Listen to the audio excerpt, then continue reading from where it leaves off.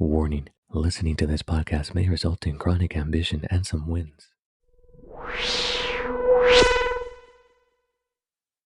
This episode is brought to you by our sponsor, Anchor. Anchor is the easiest way for you to make a podcast. It's free. There are creation tools that allow you to record and edit your podcast right from your phone. Anchor will distribute your podcast for you. That way it can be heard on Spotify, Apple Podcast, and many more. You can even make money from your podcast, and there's no minimum audience requirement. It's everything you need to make a podcast all in one place. Download the free Anchor app or go to anchor.fm to get started today. What's up, winners? Welcome back to another episode of Stay Winning Podcast. Today we're going over 5 basic money goals to hit by age 30. Number 1, by age 30, you should have built an emergency fund. Building an emergency fund is a crucial step in establishing financial security. The goal is to save enough money to cover your living expenses for at least 3 to 6 months.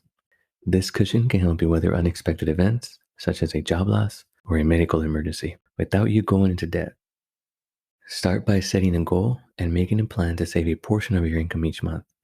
Consider setting up automatic transfers for your emergency fund to make saving easier. This definitely worked for me. The second money goal to hit by age 30 is to pay off debt.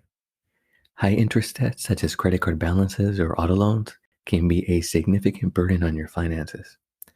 I know a lot of millennials that have been priced out of owning real estate simply for these reasons. Focus on paying off this debt as soon as possible to reduce the amount of interest you'll pay over time. This may involve creating a budget and reducing your expenses, or finding ways to increase your income. Consider consolidating your debt into a lower interest loan or balance transfer a credit card to simplify your payments and save money on interest.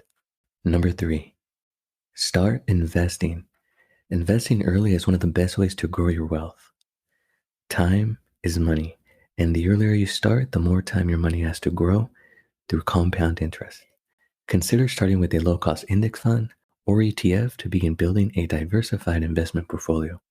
As you gain more experience and knowledge, you can make riskier and more informed decisions about where to invest your money.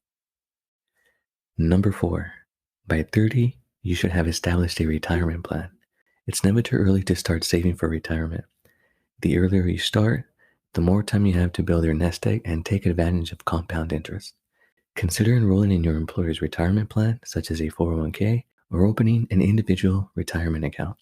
Make sure you're contributing enough to take advantage of any employer matching contributions and increase your contributions over time as your income grows. If you would like more information on this, please check out Stay Winning Podcast episode 18. Creating a budget is one of the most important steps you can take to achieve financial stability. Start by tracking your income and expenses for a few months to get a clear picture of where your money is going. Then, identify areas where you can cut back or save more, and create a plan to stay on track.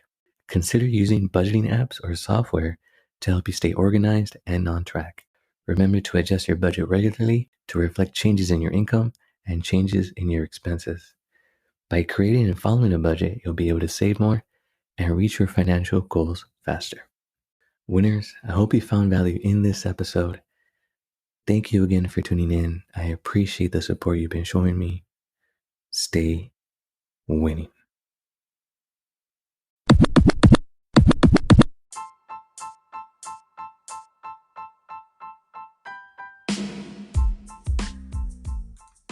Winners, if you're finding value to the information I am sharing on this podcast, please help me out and subscribe, share, download, and tell your friends.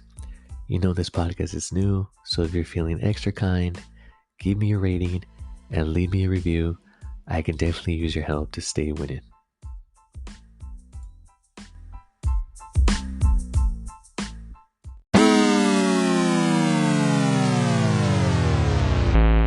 This show is intended for educational and entertainment purposes only. It's not intended as personal financial advice. Before making any financial decision, please do your due diligence and consult a financial advisor as needed.